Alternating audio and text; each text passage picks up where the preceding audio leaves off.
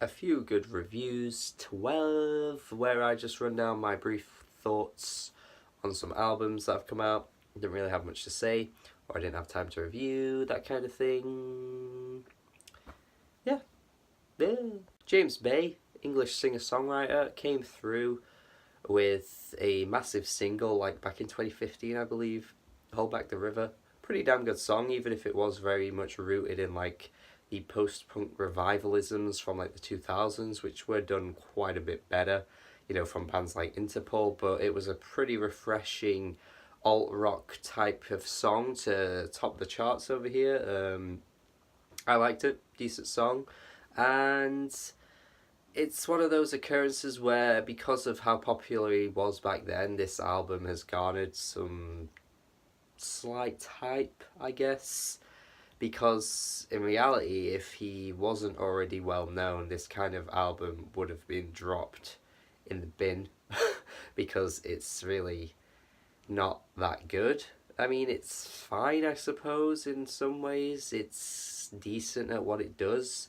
But really, it's just like bar rock music. If you went into a bar and heard a local band jamming out with a singer that has a bit more of an old school type voice, a bit of a huskiness to his voice, which isn't really all that original, then I guess you have got James Bay. Like, that's essentially what he is on this album. And it starts off with like this little voice recording of like him and his girlfriend breaking up. He breaks up with her, and essentially from there we're supposed to care about this breakup, which I just don't get because it's a very uninteresting album that deals with very surface level emotions and feelings. I mean, not that emotions and feelings are surface level when it comes to a breakup, but the way he talks about it is very surface level throughout much of this album. And yeah, you've got the really generic stompy, bluesy rock type songs. Pink Lemonade was fine, but much of this album is soulless, to be honest. Not really much to it. I just, yeah, like I said, it wouldn't be nothing if it wasn't a singer that's already well known. It would just be an album no one would talk about, because why would they? It's not good, really. One of the best band names of all time, Pinkshinyultrablast, are back with a shoegaze album. They are a Russian band of all places. I've not really heard much music from Russia, but I know this band, and in 2015 they put out a really good album, made my top 50 albums for 2015. And since then I've kind of been following them. They dropped another album in 2016 which was fine, but didn't really capture the magic, I didn't think, of what they put out on Everything Else Matters. And this new album isn't quite as good as that one that I loved, but it's definitely more of a return to form. Certainly shoegaze that I'm on board with. Very bright, very shiny, very just it just does everything you want in a shoegaze album, and kind of a bit more. I'm kind of a bit more impressed with this album than I was with Beach House's album, mostly because I feel like that spark just isn't there for Beach House anymore, whereas I feel like these guys are just so fun in the way they do their shoegaze. I don't know how it is different, but it just seems to be a bit more upbeat, up-tempo, glossy in a very nice and refined way. It's not just reverberated for the sake of it. It's not washed out in like just muddied in reverb. I feel like there's a bit more of a strong melody to this album, and I would say go check it out. It's good. Amber Mark is a R&B singer who I don't know too much about, but I think this is one of her earliest outputs, I would imagine, because Connexio is a 4-track EP. Like I say, don't know too much about her, so I feel like she's very much uprising right now.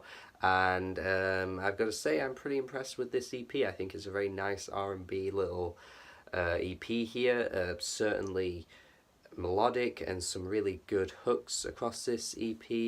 Not quite as sticky as Raven Lenae's EP that came out earlier in the year, in a very similar soulful R&B sound, but I feel like this one's a bit more downtrodden, a bit more emotional, some conflicts going on here, and she's definitely got a voice to match that, you know, the very soft and soothing type voice, but also plays up to the melancholy that's going on within the lyrics. Certainly worth listening to, this EP. I do feel like it's a really strong EP to come from a young artist. Definitely got potential. Definitely think there's a lot to come from her in the future. Really, really good. Yeah, go listen to this. Junglepussy is a rapper that I don't know a lot about. I've heard some of her music before. Always thought it was pretty alright. Pretty so-so. Don't really feel like there's enough oomph going on. Not really enough in the beats. Not really enough, like, I don't know. I just feel like there's something not here. She's got great features on this album. We get Gangsta Boo. We get Wiki. You know, great rappers in their own lanes. Absolutely. Certainly, Junglepussy could create her own lane and be a rapper more talked about by more people, but at the minute I just don't really see what she has to offer. There's something there. She's got good lyrical game. Maybe it's just the fact that the beats just don't really amount to much. It's just kind of okay, and it ends up being so-so. So I do feel like Junglepussy isn't releasing music that's reaching that potential yet. But we'll see, because there's something there. The legendary stoner band Sleep are back. Stoner metal music for the weed smokers of a generation.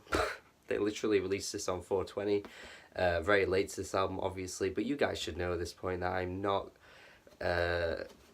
I'm just not qualified to be talking about metal at this point. There are so many people on YouTube that talk about metal. Mike C-Town, Coverkill Nation, among many others. There are loads of channels that just know so much more about metal than me, so I feel like I just don't have the chops to be talking about metal at this point. I've occasionally reviewed some heavier albums like Converge, Real Tomasi, but that's not really the same type of genre as this. But what I hear is quality music. Just, I don't know if it's something I'm going to return to. I feel like their album from the year 2000, completely forgot the name of it. It's a legendary album. I feel like that had more to it than this one. Still a solid album though. The Science is worth your time. I'm sure you've already heard it. But yeah, just throwing this one here to know that, for you to know that I do know and I'm aware of this album. I'm just not a metal guy. I just don't know what to say. That's it.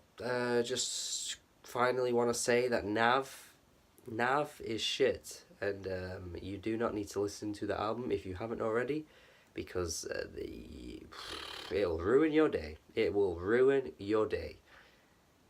Yeah. And that is all the reviews for this episode. Hope you enjoyed what I talked about. Hope you thought I gave you some new recommendations. Certainly a few albums in there that I don't think many people have talked about. So go listen to those. And that is it. That is all.